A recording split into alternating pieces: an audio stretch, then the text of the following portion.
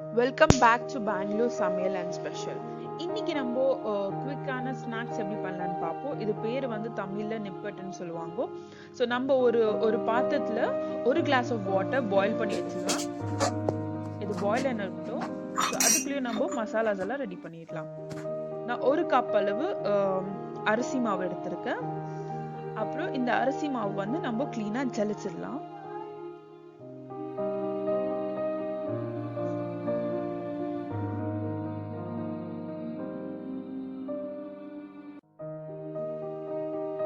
பார்த்தீங்கன்னா இப்படி க்ளீனாக ஜலிச்சு எடுத்துட்டோம். ஸோ தேவையான அளவு உப்பு ஆட் பண்ணிக்கோங்க. நெக்ஸ்ட் நான் என்ன பண்ணுறேன்னு போகிறேன்னா, பிளெண்ட் பண்ணதுக்கோசரம் ஒரு ஜாரில் கடலக்கொட்டை, அப்புறம் ஒரு 5லேருந்து 6 காஞ்ச மிளகாய் எடுத்துடலாம். ஃபர்ஸ்ட் நம்ம காஞ்ச மிளகாவை பிளெண்ட் பண்ணிக்கலாம். ஸோ ரொம்ப நைஸாக அரைக்க தேவையில்லை, கொஞ்சம் இந்த மாதிரி இருந்தால் போதும். அதுக்கப்புறம் வந்து கடலக்கொட்டை ஆட் பண்ணிட்டு கொஞ்சம் கருவேப்பிலை சேர்த்துக்கலாம். இது நம்ம ஒரு சுத்து விட்டா போதும், ரொம்ப நைஸா அரைக்க தேவையில்லை. ஸோ அத்தையும் நம்ம இந்த அரிசி மாவுல சேர்த்துடலாம். சேர்த்து எல்லாம் மிக்ஸ் பண்ணிக்கலாம். மிக்ஸ் பண்ணிட்டு கொஞ்சம் நம்ம ஒரு ஸ்பூன் அளவு எள்ளு, அப்புறம் சீரகம்,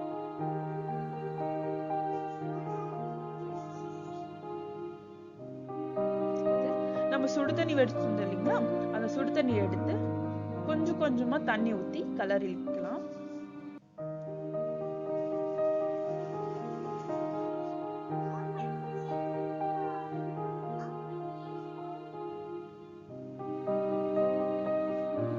கொஞ்சம் கொஞ்சமா சேர்த்து சப்பாத்தி மாவு மாதிரி பசஞ்சுக்கலாம். ஸ்பூன்ல கண்டிப்பா நம்மளால சப்பாத்தி மாவு மாதிரி பிசைய முடியாது. ஸோ அது நம்ம யூஸ் யுவர் ஹேண்ட். இன்னும் கொஞ்சம் சப்பாத்தி மாவு மாரி இருக்கணும். ஸோ தண்ணி சேர்த்து நல்லா கெட்டியா பிசைஞ்சிக்கலாம்.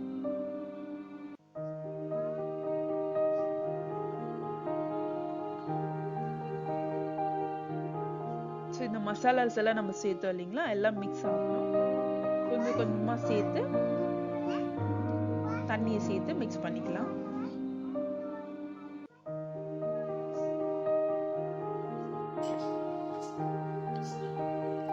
ஒரு ஸ்பூன் எண்ணெய் சேர்த்துக்கலாம். எண்ணெய் சேர்த்துட்டு திருப்பியும் நம்ம கெட்டியா பிசைஞ்சு எடுத்துக்கலாம். ஸோ நம்ம கெட்டியா பிசைஞ்சு எடுத்துட்டோம் இல்லைங்களா. ஸோ இதுல வந்து நம்ம குட்டி குட்டி பால்ஸ் பண்ணிக்கலாம். கொஞ்சம் கொஞ்சமா எடுத்து குட்டி குட்டி பால்ஸ் பண்ணிக்கலாம். உங்களுக்கு பெருசா வேணும்னா பெருசா எடுத்துக்கோங்க. எனக்கு சின்னதா வேணுமா இருந்துச்சு, அதுக்கு நான் குட்டி குட்டியா பால்ஸ் எடுத்துக்கிறேன். ஒரு கை அளவு நெல்லிக்காய் சைஸ் பால் எடுத்துட்டு இந்த மாதிரி சப்பாத்தில இப்படி சப்பாத்தி கட்டில தட்டிட்டு, இன்கேஸ் வரலன்னு கவலைப்படாதீங்க, கத்தி எடுத்துட்டு கீழே நீங்க ஸ்வைப் பண்ணாலே போதும். பாத்தீங்கன்னா தெரியுது, கிளீனா வந்துடும். ஸோ ஆயில் பேப்பர் அப்புறம் பட்டர் பேப்பர் யூஸ் பண்ணணும் தேவையே இல்லை. ஸோ நெக்ஸ்ட் வந்து நம்ம கடாயில எண்ணெய் சேர்த்துடலாம். தேவையான அளவு எண்ணெய். ஃப்ரை பண்ணதுக்கு எவ்வளோ எண்ணெய் வேணுமோ அவ்வளோ எண்ணெய் எடுத்துக்கோங்க. இப்போ நம்ம இது ஒன்னொன்னா தட்டி ஒரு பிளேட்ல எடுத்து வச்சுக்கலாம். அப்பதான் நம்மளுக்கு இன்னும் ஈஸியா இருக்கும் ஆயில்ல டிப் பண்ணக்குள்ள. ஸோ இது very easy, it's my aunty thought.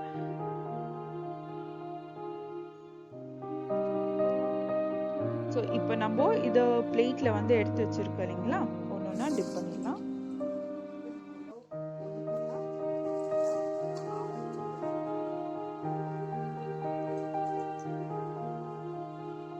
So slow சிம்ல நல்லா பாயில் ஆகட்டும். ஸோ நல்லா டீப்பாக ஃப்ரை பண்ணிக்கலாம்.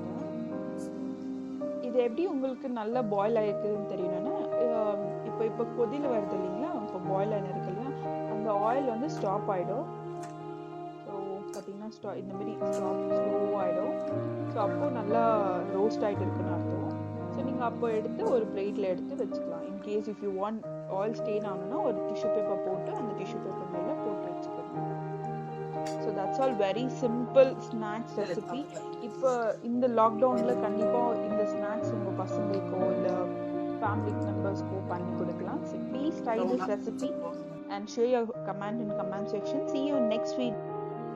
மறக்காத பெங்களூர் சமையல் அண்ட் ஸ்பெஷலுக்கு சப்ஸ்கிரைப் பண்ணிக்கோங்க. அண்ட் இதே மாதிரி இன்னொரு கான்செப்ட் இல்லைனா இன்னொரு ரெசிபியோட நீங்கள் வந்து பார்க்கலாம்.